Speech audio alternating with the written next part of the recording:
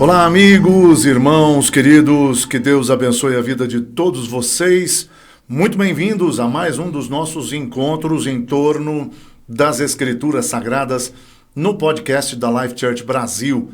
Eu sou Davi Alves e é uma alegria contar com você em mais um dos nossos episódios e, claro, também com a companhia do meu querido amigo pastor Bosco, que está com a gente mais uma vez. Bem-vindo para mais um tempo em torno da Palavra de Deus, pastor Bosco. Alegria, satisfação sempre. Maravilhoso. Nós vamos dar sequência hoje ao nosso tema do episódio anterior, falando de princípios e verdades da fé. Nós respondemos algumas perguntas no episódio passado e outras ficaram pendentes, então hoje avançamos nesse tema tão intrigante, tão profundo, tão desafiador e abençoador ao mesmo tempo. Nós esperamos em Deus que você que nos assiste não só seja abençoado, como também se inscreva no canal, curta, comente e compartilhe. Além disso, ao inscrever-se, acione o dispositivo para que você receba todas as informações do canal. Inclusive, comecemos com uma boa notícia, não é? Na próxima sexta-feira, às 10 horas da manhã, estreia mais um podcast, desta vez com as pastoras da Life Church Brasil. Nós teremos o podcast feminino também aqui no nosso canal, com o comando da pastora Márcia Alves e a participação da pastora Kelly Nascimento e da pastora Lucila Estopa, que é esposa do pastor Bosco, que me acompanha aqui desde o primeiro episódio. Então, estreia o Agente Podcast com as pastoras da Life Church Brasil no nosso canal, próxima sexta-feira, 10 horas da manhã. Está imperdível esse bate-papo feminino, também à luz da Palavra de Deus e sob direção do Espírito Santo. Você não pode perder, vai ser edificante para você, mesmo sendo homem. Os temas, por vezes, são preciosos também para nós. Então não perca de jeito nenhum e nós continuamos esperando também por sua visita na Life Church Brasil, que se reúne no bairro Oswaldo Cruz, na rua Visconde de Inhaúma, número 844, na Sobreloja. Todas as quintas, 8 da noite, nós temos uma reunião voltada para o ensino das Escrituras Sagradas e para a liberação de dons espirituais. É uma reunião bastante preciosa. E aos domingos nós temos o nosso domingo de vida, o nosso Sunday Life, 10 horas da manhã, o nosso culto da família, nosso culto de adoração, de celebração ao Senhor Jesus Cristo. Você é muito bem-vindo, esperamos pela sua visita. E vamos avançar para o nosso programa de hoje com as perguntas que estão nas mãos do pastor Bosco. Avancemos, meu querido. Vamos lá. Maravilha. Dentre as que nós selecionamos, temos muitas ainda preciosas aqui. Vamos começar pela que pergunta assim: é possível perder a fé ou deixar de crer? E o que ocorre se isso acontecer? Uau! Bem, que perguntaça. Essa vai dar bastante pano para manga, como dizem. Pois é. É interessante que o Senhor Jesus disse que nos últimos tempos o amor de muitos, uma outra versão diz, o amor de quase todos esfriará, não é? E então nós sabemos que o amor precisa ser trabalhado, o amor precisa ser mantido, porque senão ele de fato esfria. Sob essa perspectiva, nós poderíamos entender que a fé também precisa ser cuidada, a fé precisa ser trabalhada, porque do contrário, esfria, não é? E à luz da pergunta, ou com base nela, eu separei aqui 2 textos bíblicos para a gente avaliar. E o primeiro é uma conversa de Jesus com Simão Pedro. registrada no Evangelho de Jesus, escrito pelo nosso irmão Lucas, capítulo 22, versos 31 e 32. Jesus, falando com Pedro, diz assim: Simão, Simão. Esses papos dele sempre eram bons, né? Sempre rendiam altas revelações, né? Exato. Profundos princípios, certamente. E ele começa já chamando a atenção de Simão Pedro, dizendo: Simão, Simão. E quando a coisa está nesse nível é porque ela não está muito legal, né? Sim, algo vai vir para chamar a atenção, provavelmente. Eu sempre brinco com relação à memória do meu pai, dizendo que ele tinha 3 níveis de conversa conosco, né? No primeiro nível, ele só dizia, olhando firmemente para a gente: menino. Era suficiente. Era suficiente para a gente tremer nas bases. Sim. E rapidinho corrigir o que estava fazendo ou falando.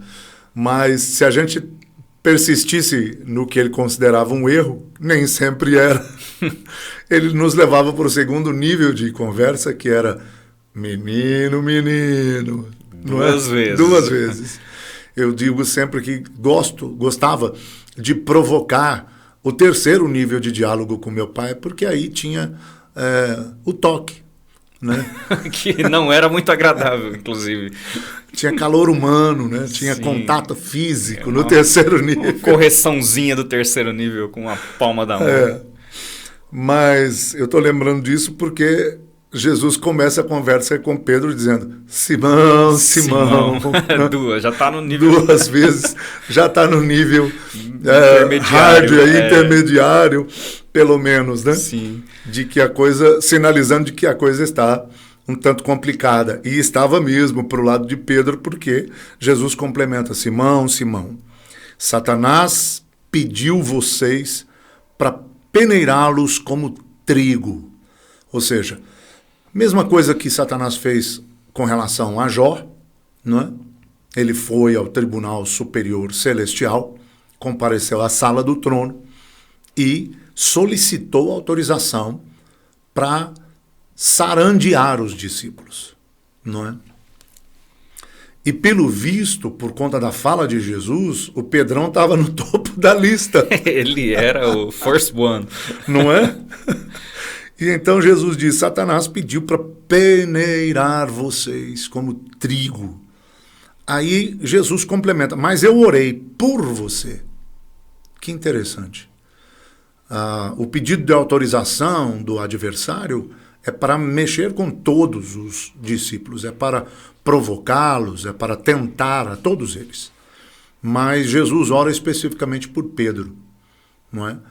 Ou porque Jesus, conhecendo-o, sabia que ele tinha alguma fragilidade emocional, não é? Algum calcanhar de Aquiles espiritual, não é? Ou porque sabia que ele realmente estava no topo da lista e ia sofrer maior ataque, maior pressão das trevas, não é? E Jesus disse: eu orei por você, para quê? Para que a sua fé não desfaleça. E quando você se converter, fortaleça você aos seus irmãos. Então, aqui uma terceira situação. Jesus deve ter orado mais por Pedro, porque sabia que ele exerceria um papel de influência maior no grupo, não é? Seria uma espécie de apóstolo pai ali para os demais, não é? Mais novos ou menos experientes que ele. O fato é que, quero chamar a atenção para isso, Jesus disse: eu orei por você para que a sua fé não desfaleça. Não sei se você tem alguma outra versão aí. Não, a minha é exatamente essa. É exatamente para essa. que não desfaleça a tua fé, ou seja, interessante. Não venha a esmorecer. Correto. E isso responde à nossa pergunta inicial, parte A, né? É possível perder a fé ou deixar de crer? Bom, se o próprio Jesus Cristo, o Messias, orou por seus discípulos, e em especial por Pedro, para que a fé dele não desfalecesse, isso é evidência mais que suficiente para afirmarmos que a fé pode, sim, esfriar. Ela pode esmorecer, desvanecer. não é? Interessante que Jesus diz que orou por ele para que a sua fé não desfaleça, num contexto em que Satanás estava pedindo para pressioná-los, para tentá-los, não é? O que dá-nos a entender, pastor Bosco, que em meio a batalhas, se não cuidarmos, a fé pode sofrer danos. Inclusive aí ele estava junto com o próprio Cristo. Exato. E ainda tinha essa chance disso acontecer. Embora hoje estejamos com o Espírito Santo, mas ali ele estava na companhia, né, física. Estava no face a face com Deus. Com Deus.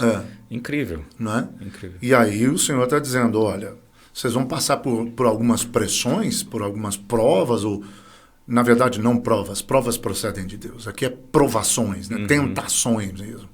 Então Jesus está dizendo, vocês vão passar por ataques malignos, o adversário pediu autorização para isso, a coisa vai ficar tensa para vocês, e eu oro para que a fé de vocês não desfaleça.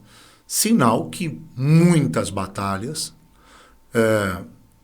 devem nos fazer ligar um alarme de cuidado, intensifique suas orações, não é? Aprofunde sua comunhão com Deus, não é? Cuidado para não esmorecer, cuidado para não se entregar, para não se render, pelo contrário, procure alimentar-se espiritualmente, porque a fé pode sofrer danos em meio a batalhas. A fé pode ser afetada em meio a muitas provas, em meio a muitas tentações, não é? Uma vez conseguindo esse objetivo, a gente pode dizer que o inimigo alcançou o seu objetivo, o seu alvo principal, né? Porque exatamente. Tirando a nossa fé, o que mais nos resta? Absolutamente nos tomaria toda a base para a vida cristã, para o relacionamento com Deus, não é? Isso nos remete, inclusive, a Romanos capítulo 4, onde as Escrituras vão dizer para a gente que, anulada a fé, cancela-se a promessa. Isso aqui, para mim, quando eu vi pela primeira vez com os olhos iluminados pelo Espírito, né? Porque por vezes parecem, eu não sei se é assim contigo, mas essa é uma experiência que eu vivencio na leitura das Escrituras. Há textos que a gente lê dezenas de vezes, não é? E parece estarmos com os olhos vendados, não é? Nós não conseguimos cavar fundo e extrair riquezas encobertas e tesouros escondidos, como diria Isaías, não é? Naquele texto específico. Mas chega um dado momento em que você está lendo um texto com o qual já está absolutamente habituado e de repente salta aos olhos. Ele salta aos olhos, ou caem escamas dos olhos, véus, vendas parecem ser removidas, né? Sim, ou removidos. E então você tem o que nós podemos chamar de uma revelação bíblica, não é? Para você, pelo menos, não é? No sentido pessoal. E eu me lembro de que quando li esse texto com os olhos desvendados pelo Espírito, eu pensei, uau, como é que eu não tinha visto isso aqui antes? Né? Anulada a fé, cancela-se a promessa. Isso significa, né, que a fé é a base até para o cumprimento das promessas que Deus nos tem feito. Biblicamente, só dentro das Escrituras, nós temos mais de 3.000 promessas, às quais temos direito e acesso por meio de nosso Senhor Jesus Cristo. Não é? Mais de 3.000 promessas, que nós não vivenciamos na totalidade. Nós não desfrutamos delas, sim, não é? Na maioria dos casos dos cristãos evangélicos. Então, por quê? Bem, há uma série de razões, talvez até para um outro podcast, por que não experimentamos todas as promessas que são nossos direitos em Cristo? Importantíssimo, é um questionamento de muitos, certamente. E há uma série de razões, mas uma delas, talvez a principal, é que, anulada a fé, cancela-se a promessa. Ou seja, Deus fica desobrigado quanto ao cumprimento de uma promessa quando você e eu não cremos nela. É incrível. Se não depositamos fé no que Deus está dizendo, Deus não tem a menor obrigação de cumprir. Só nesses dois textos já ficam claros aí aspectos legais, né? Primeiro que o inimigo pede permissão. Exato. E segundo que Deus pode ficar descumprido de fazê-lo uma vez que a nossa fé foi anulada, né? Ou perdemos a fé, aí anula-se a promessa. Enfim. E anula-se a promessa. Esse texto para mim é de fato chocante. Revelador. Eu estou até procurando o verso que me foge à memória, mas eu estou procurando para a gente deixar registrado, né? Mas, enfim, isso é muitíssimo importante, né? Porque a fé é a base, retomando, até para o cumprimento das promessas bíblicas, as promessas que Deus nos tem feito, não é? Se a gente perde a fé, não é? Ou se a gente não a utiliza, não a aplica, não a deposita na promessa, então, podemos assim dizer, Deus fica desobrigado quanto ao cumprimento. É o 4.14 mesmo. 4.14, né? É isso porque mesmo. No meu aplicativo aqui está aparecendo com outra versão. E aí terminou me confundindo. É o 4.14, não é? Uma vez. Como é que está na tua versão? Não, a minha tradução, que é Almeida Revista e Corrigida mais atual, está dizendo: pois se os que são da lei são herdeiros, logo a fé é vã e a promessa é aniquilada. No contexto fica um pouco diferente, mas acaba indicando a mesma coisa. É justamente isso. Por isso que eu também estava com dificuldade de encontrar, porque na versão que eu utilizo é exatamente como o senhor comentou. Perfeito. E a nova versão transformadora diz: se a fé for desnecessária, se a fé é desnecessária, a promessa é anulada. Não é? Então, se não fosse necessária a fé, as promessas de nada valeriam. De nada valeriam. Isso é chocante, para mim, pelo menos, não é? É um texto que, uau, sacode as estruturas, não é? E Paulo está fazendo menção aqui o tempo inteiro de Abraão, inclusive. Exatamente, ele está do pai da fé. É isso. Então, a fé é a base até para o cumprimento das promessas divinas. E em momentos de muitas batalhas ou tentações e ataques malignos, que se não cuidarmos, de fato a fé pode desfalecer, né? E aí a pergunta ainda avança perguntando: e o que acontece se isso ocorrer, né? Se a gente perde a fé, o que ocorre? Bom, aí nós vamos para um texto um tanto quanto mais chocante ainda, que é o de Hebreus 6, 4-6. E eu faço questão de lê-lo, não é? Também na versão revista e atualizada. Ora, aqueles que uma vez foram iluminados, provaram o dom celestial, tornaram-se participantes do Espírito Santo, experimentaram a bondade da palavra de Deus e os poderes da era que há de vir. Ou seja, está falando de gente que se arrependeu, se rendeu, se converteu, realmente foi salvo, nasceu de novo, experimentou o poder do Espírito Santo, o batismo com o Espírito Santo, acessou dons espirituais, poderes sobrenaturais. Está falando de alguém que viveu a vida cristã num nível bem elevado. Não está falando de gente que era frequentador de igreja meramente. Sim. Não está falando de pessoas de vida cristã rasa, lamento dizer, como a maioria dos cristãos atuais. É triste, mas é uma constatação. Mas é uma constatação. Não está falando de crentes meramente religiosos, ele está falando de gente que teve experiências com a salvação, com Jesus Cristo, com o Espírito Santo, com os dons, com o poder sobrenatural do Altíssimo. E aí o verso 6 diz que se essa pessoa cair, então diz, é impossível que quem passou por tudo isso e caiu, é impossível que sejam reconduzidos ao arrependimento, pois para si mesmos estão crucificando de novo o Filho de Deus, sujeitando-o à desonra pública. Uau, uau, uau. Uma bela de uma chamada de atenção, né? É. A gente deve guardar a fé e tudo aquilo que nós já acessamos Exatamente. em Deus. É. Porque o que a Bíblia está dizendo nesse texto específico não trata de uma pessoa que sofreu um deslize. Não trata de uma pessoa confundida pelas trevas. Não é? De uma pessoa que, repito, por um deslize, agora de repente se vê emaranhada no pecado.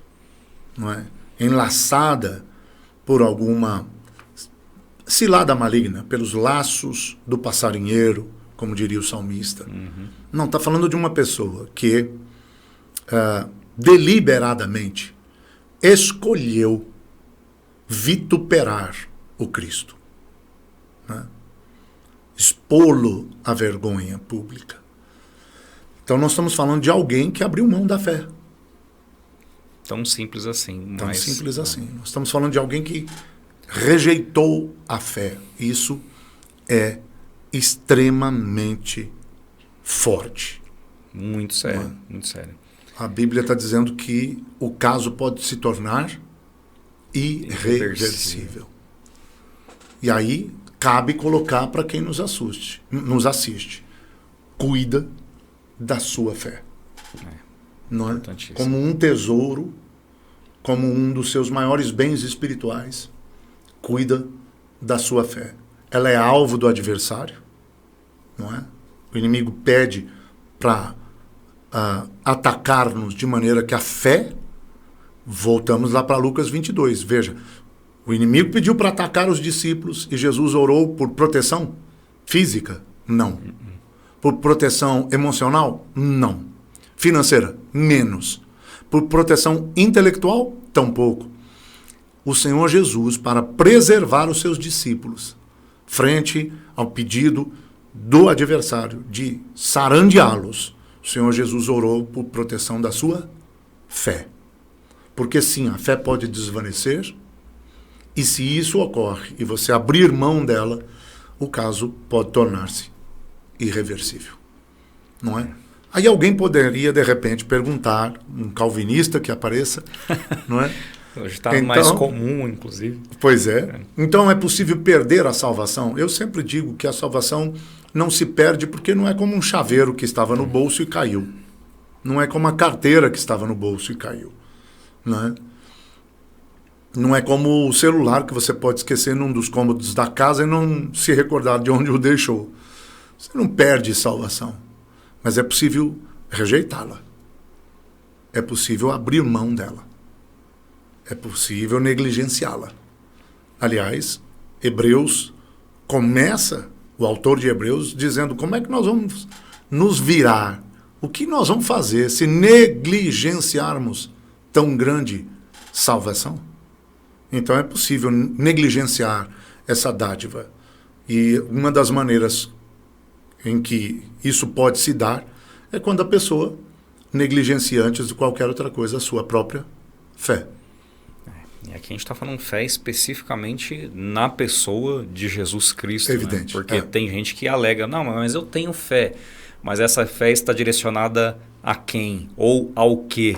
Né? Então, aqui é de forma muito clara mesmo, evidenciando que é a fé na pessoa de Jesus Cristo. Né? Que nos dá acesso, exato, como já fora dito nos episódios anteriores, à graça, ou seja, está tudo disponível, mas a gente é capaz de dizer não obrigado. Isso me lembra até daquele programa de televisão, salvo engano meu, do Silvio Santos, que a pessoa trocava lá um prêmio enorme por algo que era ridículo, porque ela estava com os ouvidos tapados e os olhos vendados. Isso. Você quer trocar o que você acabou de ganhar? Um carro por uma bicicleta. Aí a pessoa, sem saber, tinha que dizer sim ou não. Sim ou não.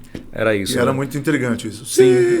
Aí todo mundo ficava apavorado. Todo mundo apavorado. Então, hoje parece que a gente tem que ficar apavorado de ver tanta gente trocando a sua fé por algo que é de nenhum valor. Né? Absolutamente a bênção da primogenitura por um puro e simples prato de lentilha. Né? Correto. E hoje, lamentavelmente, nós estamos entrando num outro aspecto, num outro assunto talvez, Mas, lamentavelmente, hoje se relativiza muito, não é, as questões da fé, a Bíblia, os princípios, os mandamentos bíblicos, as ordenanças bíblicas. Ora, diga-se de passagem que até atualizar a Bíblia já tem quem queira, para evitar confrontos, para evitar ofender, não é, uma geração tão mimizenta como a que temos conhecido atualmente, não é? E as pessoas influenciadas pelo relativismo, elas terminam justificando os seus erros, justificando os seus pecados, não é? O profeta iria chamar isso de trapos de imundície. Na verdade, o próprio Deus, através do profeta, disse: olha, suas justificativas para mim são como trapos de imundície.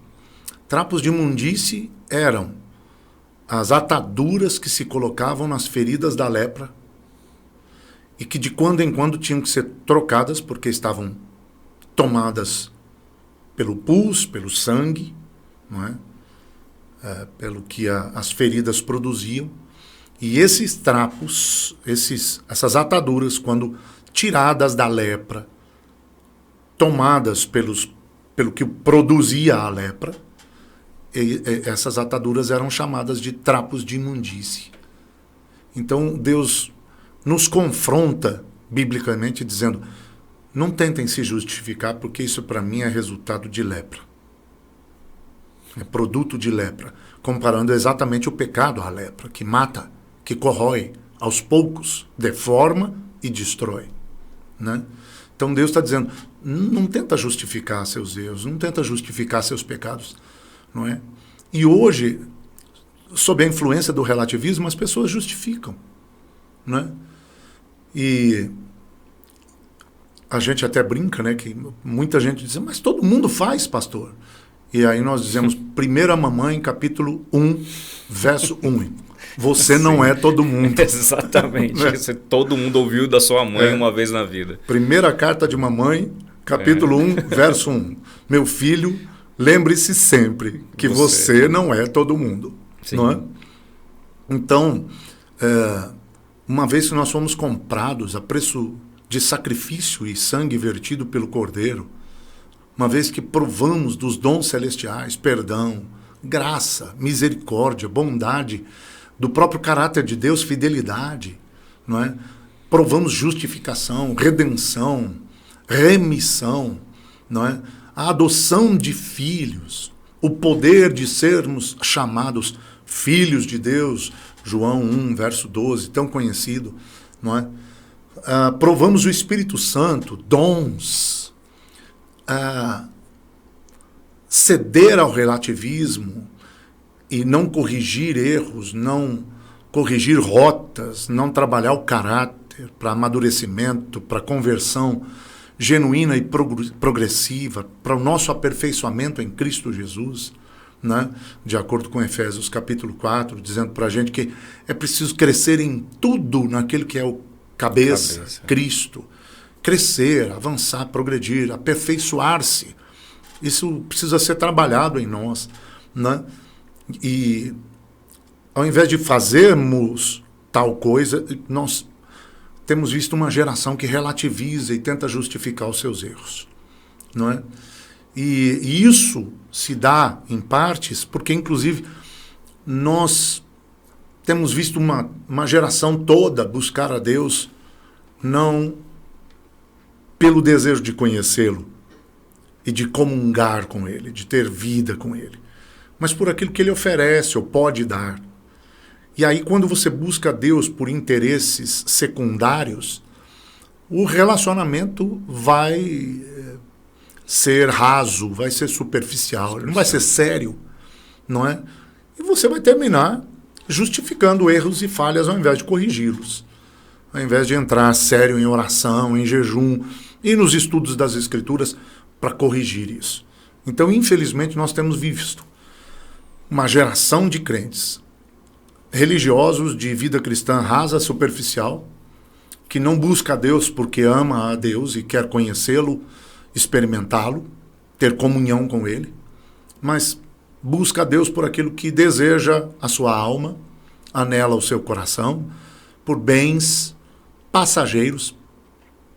E se o primordial, que é o meu relacionamento com Deus, se desenvolve por interesses escusos, secundários, Deus não é a prioridade, mas o que Ele pode me dar. Então, se o meu relacionamento com Deus gira em torno de interesses passageiros, terrenais, por que a minha fé iria priorizar o que é eterno? Não é? É muito forte. Então a fé termina sendo frágil porque o próprio relacionamento com Deus é superficial. Isso me lembra John Piper, né? Ele é fantástico, né? Imagina, um menino... eu tenho me ensinado. Sabe nada, né? John Piper... que ele fala que incrível, John Piper. Que o pecado, de certa forma, oferece temporariamente ou visualmente uma recompensa maior. Alguma né? satisfação momentânea. Do que estar com Cristo e abraçar a fé. Mas que após abraçado o pecado, ele vai trazer efeitos. Né? E isso um pastor amigo também, pastor Jaime, falava muito. O pecado aparenta ser bom, mas traz efeitos deletérios. Ou seja, vai acabando com a pessoa. Né? Então o Piper deixa muito claro que abraçar a fé acaba te trazendo muito mais benefício do que alguns acham que o pecado produz, né? Correto. Mas como o senhor colocou, Provérbios 28:13, né, pastor, que fala que aquele que encobre as suas transgressões nunca prospera. Nunca prospera. Mas quem confessa e deixa, alcança a misericórdia. Alcança a misericórdia. Hoje acho que tá precisando, né? Hoje acho que... E é interessante porque se sem fé anulam-se as promessas, pela fé nós as alcançamos. Nós as obtemos, as desfrutamos, né? É garantido. Agora, de fato, o pecado tem esse efeito de droga, né? Traz um prazer momentâneo. Traz um prazer momentâneo e depois, depois do êxtase... aí a colheita é dolorida. Exatamente. É desastrosa. Tem danos que podem ser irreversíveis. Sim. Mas vamos então para a segunda pergunta desse nosso episódio. A segunda diz... olha só, essa daqui é mais desafiadora ainda, né? É possível ser cristão sem crer? Essa palavra cristão, é possível ser cristão sem crer? Ser cristão sem crer. Podemos responder de imediato, é impossível. Né? Impossível. Porque a fé, se Jesus Cristo é a porta, não é? E Ele o é. Ele declara isso em João capítulo 10.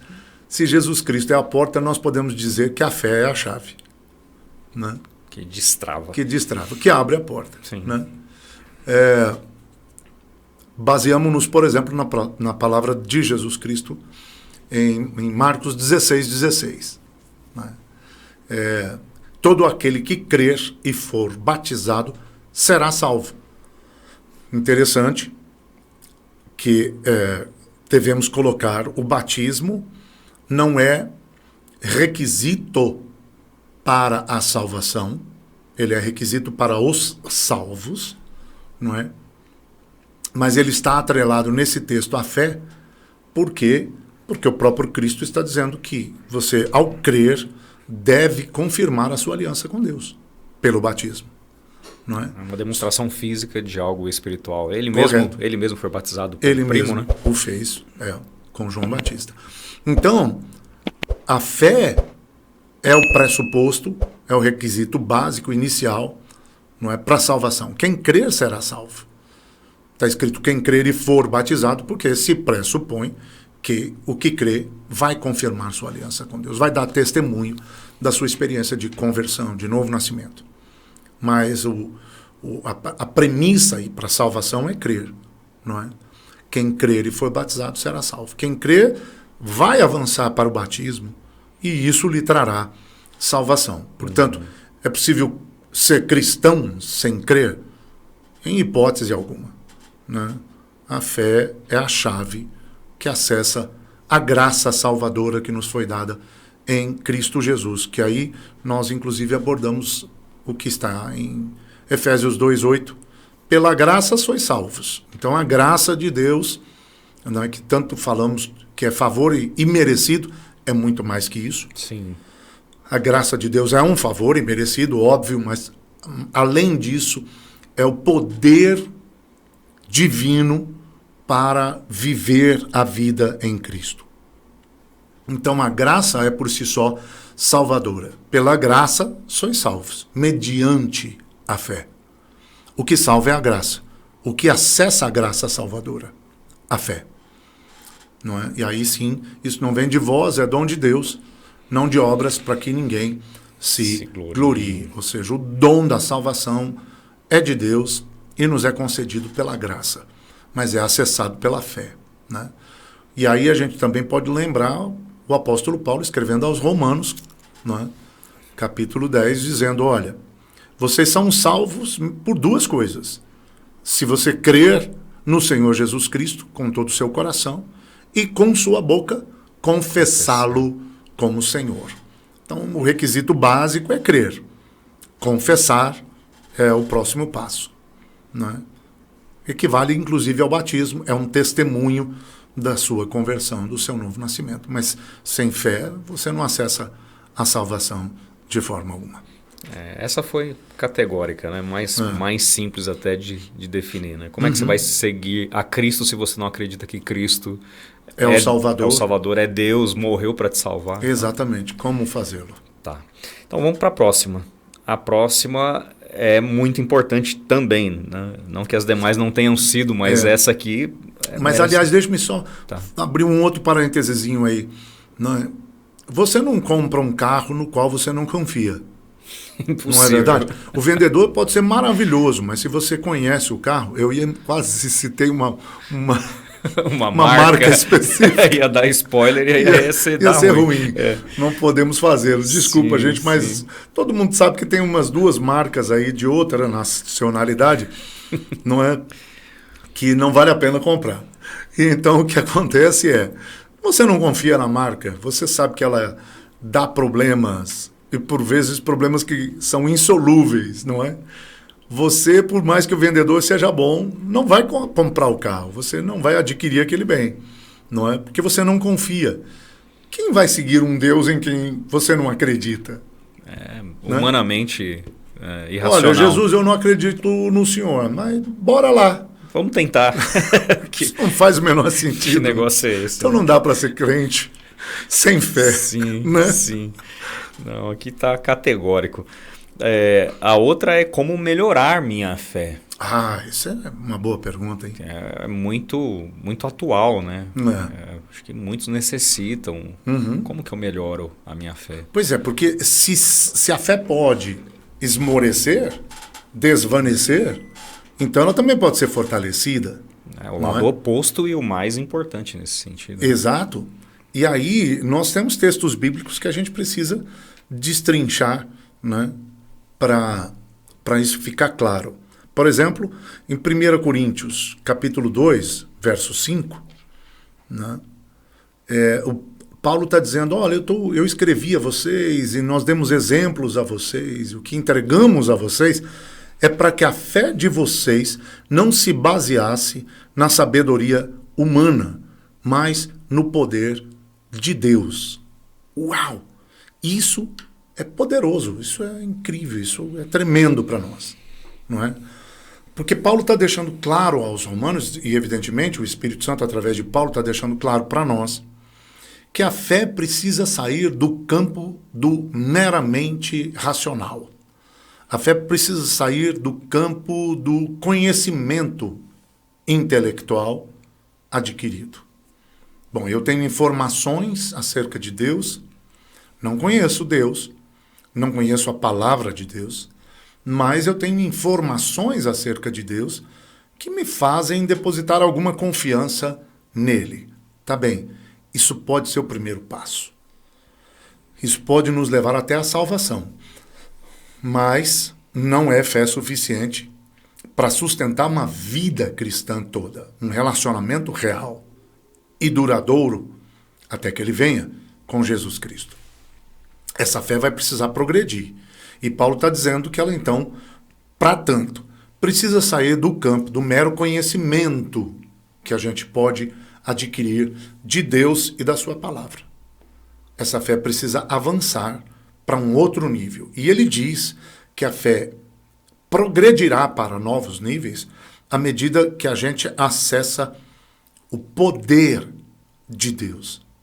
Então, pastor Bosco, isso faz com que a gente entenda que na vida cristã nós precisamos buscar experiências sobrenaturais, experiências espirituais profundas com Deus, experiências reais, pessoais com o Senhor, não é?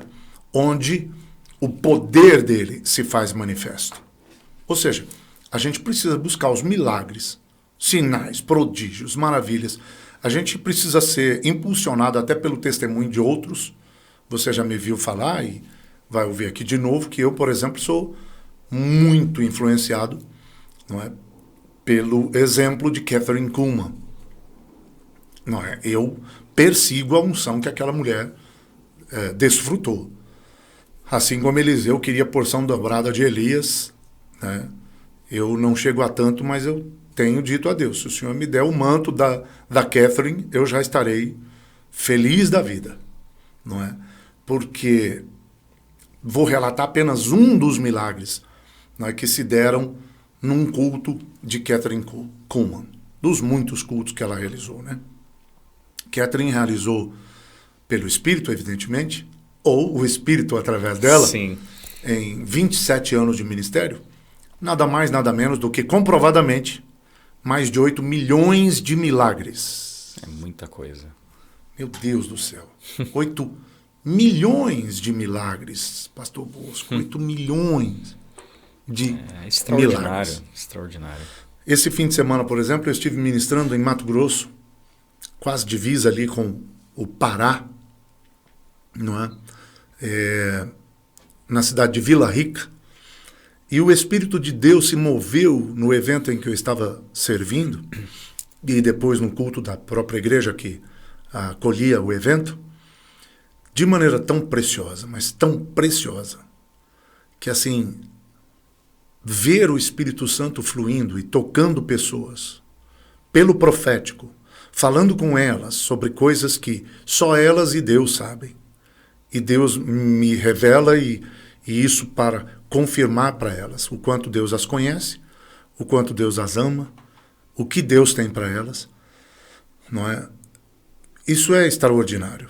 Sem dúvida. Né? E vivendo isso, rapaz, eu, quando terminava as reuniões, voltava para o hotel, tinha meus momentos a sós ali com Deus, e chorei muito, mas muito.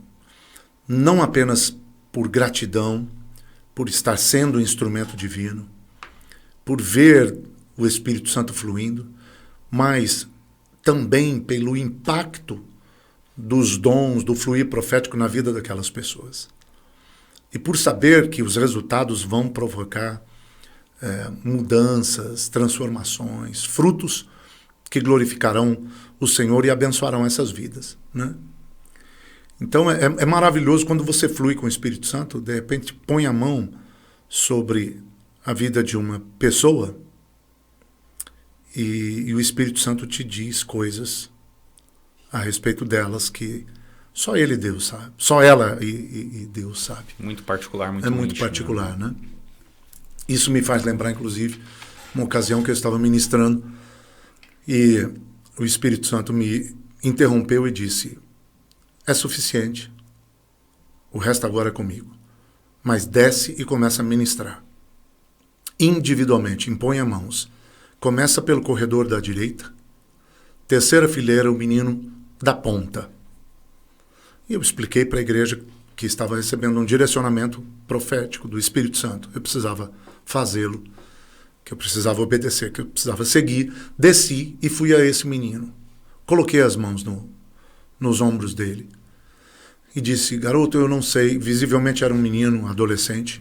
Eu disse: eu não sei o quanto você conhece de Deus, mas eu sei que Deus te conhece plenamente.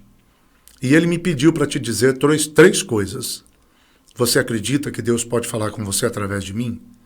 E ele, sinalizou com a cabeça que sim. Eu disse, Deus só me pediu para te dizer 3 coisas. Número 1, e a primeira já não fazia sentido, pastor Bosco, porque Deus pediu para que eu dissesse para ele, Deus manda te dizer que ele não é covarde. Geralmente não faz sentido nenhum para nós, né? Mas para Deus e para a pessoa faz todo sentido. Exato. Em parte, conhecemos. Agora, e em parte profetizamos. Exato. Agora, por que Deus vai dizer para alguém eu não sou covarde? O que isso quer dizer? Eu não sou covarde. E esse menino já começou a chorar. E Deus diz, segundo, ele diz que nunca vai te abandonar. Aí esse menino já estava tremendo da cabeça aos pés. E terceiro, Deus diz que agora ele é seu pai. E esse menino cai no chão, tocado pelo Senhor, sendo ministrado pelo Espírito Santo. Eu nunca esqueço essa experiência. Segui ministrando, foi um culto longo. Meu pai não era muito adepto dos cultos, né? E quando ele ia buscar minha mãe na igreja e demorava um pouquinho mais para terminar a reunião, ele falava para minha mãe, que culto comprido. Culto, porque ele era caipirão, né? Sim. Era culto, mas que culto comprido. E esse especificamente foi um culto mais longo. E eu me lembro que só no final vieram me dizer que era a primeira vez que aquele adolescente estava na igreja. Era um sábado à noite e ele tinha ido lá a convite de um amiguinho, só por estar sensível. Acontece que ele tinha sepultado o pai naquele sábado à tarde. Oh. O pai tinha se suicidado na sexta-feira. Meu Deus. E ele tinha passado o velório todo aferrado ao esquife, ao caixão, não é? Ao corpo do pai, chorando a noite toda. E ele só pronunciava 3 coisas. Meu pai foi covarde. Meu pai me abandonou. Uau. E agora? Agora eu não tenho pai. E aí vem o Espírito Santo. E fala na e mesma diz, medida. Eu não sou covarde. Eu não vou te abandonar. Eu sou seu pai. Isso é extraordinário, forte demais. Nada melhor do que a gente ser instrumento de Deus, né? Toca a alma.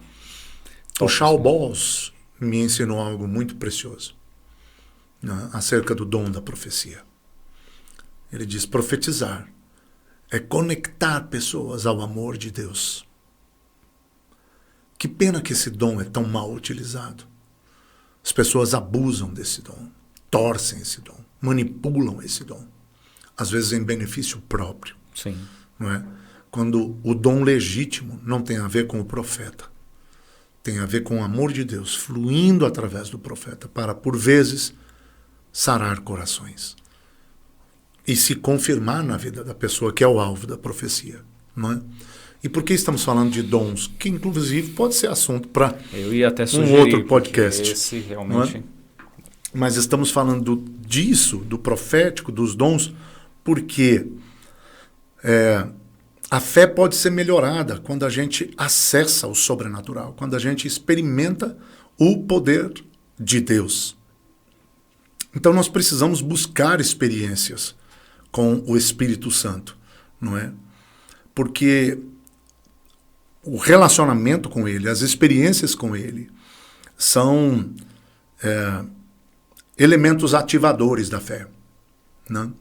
Se a gente não pode cumprir sequer a grande comissão sem o Espírito Santo, Atos 1:8, recebereis poder ao descer sobre vós o Espírito Santo e ser-me-eis testemunhas, tanto em Jerusalém quanto em Judeia, Samaria, até os confins da terra. Então, se até para a grande comissão nós dependemos do poder do Espírito Santo, para nossa fé agrandar-se, evoluir, desenvolver-se, aperfeiçoar-se, atingir novos níveis, Paulo está dizendo, eu quero que vocês saiam do nível do mero conhecimento adquirido, racional. Vocês precisam experimentar o sobrenatural. A gente tem que orar por entrar num relacionamento real com o Espírito Santo. Não é? Bem, então esse é o número 1. Jesus também disse o seguinte, Mateus 22:29, está atrelado inclusive, quando Jesus disse, errais não conhecendo as Escrituras, nem o poder de Deus. Então Jesus está dizendo, vocês erram muito, vocês pisam na bola, vocês viajam na maionese, né? Vocês metem os pés pelas mãos, vocês complicam sua própria vida. Inventa moda. Né? Inventam moda, dificultam as coisas para Deus. Quando vocês ignoram as Escrituras e o poder do Espírito Santo. Então, se é preciso experiências com o poder sobrenatural de Deus para avançar na fé, conhecer as Escrituras também é essencial. O conhecimento das Escrituras não é alimento para a nossa fé. Então, eu mencionei há pouco que até o dom, por exemplo, da profecia é muito torcido, é muito manipulado. Por quê? Porque pessoas, às vezes, conhecem mais o poder do que a palavra. Não é? Agora, o balance é indispensável. Se você conhece a palavra, você não só terá fé para acessar o sobrenatural, mas também terá temor para utilizá-lo corretamente. Que não pertence a você. Porque não pertence a gente. Te foi dado e você vai dar conta acerca do que te foi dado. Um ministro, né? Exato. Você representa alguém maior do que você. Até no texto que o senhor citou inicialmente da primeira epístola do apóstolo Paulo aos Coríntios. Que ele fala... naquele versículo que o senhor citou, um anterior ele diz que eu não fui até vocês com palavras de persuasão humana, mas com demonstrações do Espírito Santo e de poder. De poder. Por quê? Assim, indica que palavras de persuasão estava cheio. Tinha gente que, ok. Não, e olha que não tinha internet. Pois bem. Não tinha os pregadores moderninhos que nós temos hoje, que combatem a igreja, combatem pastores, combatem contribuições. Sim. Não é? Ah, pastor, mas tem... Não é? Tem abuso nas finanças. Ok. A gente sabe. Mas nem todo mundo está na mesma vertente. Não tem uns pregadores aí que são mal intencionados. Mas há joio e trigo. Sim. Nem todo mundo é joio. Né? Muito pelo contrário. Então, não dá para você criticar, como tem alguns feito, metralhando Raimundo e todo mundo. Generalizando. Generalizando absurda e abusivamente. Né? Então, naquela época, nós não tínhamos nem esses pregadores que metralham a todo mundo ao mesmo tempo, em benefício próprio, diga-se de passagem, não é? Porque eles não têm igreja, não criticam as contribuições voluntárias que ocorrem nos cultos, mas se beneficiam de quem os assiste porque estão monetizando, não é? Com esses que os seguem. Então, naquela época não tinham esses, mas já tinha gente com falatório, não é? Já tinha gente que bem articulada com seus blá blá blás convincentes. Sim. Não é? E Paulo está dizendo, eu não sou dessa vertente. Eu acessei o poder. Eu acessei o poder. O que eu estou trazendo para vocês aqui é muito mais do que mero conhecimento teológico, ou adquirido, ou racional. Né? Fantástico. Hebreus 6,12 ainda diz que nós devemos imitar a fé daqueles que tiveram sua fé aprovada. Né? Então, eu preciso, número 1, para fortalecer minha fé, acessar o poder do sobrenatural, do Espírito Santo. Número 2, eu preciso das Escrituras, de conhecimento que fortaleça a minha fé. Número 3, eu preciso imitar a fé de alguém. Né? No meu caso, eu tenho alguns heróis da fé. Né? Sim. A Catherine, o John Lake, né? O John Wesley. Eu tenho alguns heróis da fé. Você precisa ter referências, né? Para que a sua fé também progrida, para a sua fé também progredir. E em quarto e último lugar, eu quero só mencionar a Bíblia dizendo em Romanos 4:20 que Abraão, embora tudo fosse contrário, não deixou de crer, antes fortaleceu a sua fé dando glória a Deus. Então a adoração também edifica a nossa fé. É um elemento para fortalecer nossas convicções no Senhor e na sua palavra. Então, por aqui terminamos. Ótimo, bom demais, como sempre. Mais um episódio do nosso Life Church Brasil podcast, hoje com a segunda etapa de princípios de verdade sobre a fé. Esperamos que você tenha sido muito abençoado, e eu acho, né, Pastor Bosco, que esse é um podcast para ouvir várias vezes. Sim, e anotar, né? Fazer menção. Aqui dá para quem ministra, né? A palavra, pregações, para quem precisa, enfim. Desde que dê o crédito, né? Exato, né? A revelação de quem foi, né? Maravilhoso. Mas importantíssimo, importantíssimo. Glória a Deus. Então vamos contar mais uma vez com a sua oração para fecharmos, Vamos lá. abençoando aqueles que nos acompanham. Sim. E vão certamente ser edificados através daquilo que a gente entregou hoje. Oremos. Amém. Santo Deus, eterno Pai, Te adoramos. nós glorificamos o Pai, o Filho e o Espírito Santo Amém. pela obra salvífica, Amém. por ter nos alcançado, por ter nos dado acesso à graça, por intermédio Bendito da fé, seja o Senhor. e por tudo aquilo que temos aprendido e sido ministrados aqui. Obrigado, Espírito Santo, por sentirmos a Tua presença nesses momentos tão descontraídos em que falamos da Tua palavra. Confirma-se a Tua palavra em que o Senhor estará em nosso meio, onde estiverem 2 ou 3 reunidos. Amém. Te pedimos tão somente que alcance vidas através deste veículo, através da vida do Teu servo, apóstolo Davi Alves, através da nossa vida que estamos Sim, aqui, Senhor. ó Pai, dedicando a Ti esses momentos para que vidas sejam edificadas. Isso. Tudo isso te pedimos no santo nome de Jesus, grato. Amém. Amém. E amém. Forte abraço. Deus abençoe você.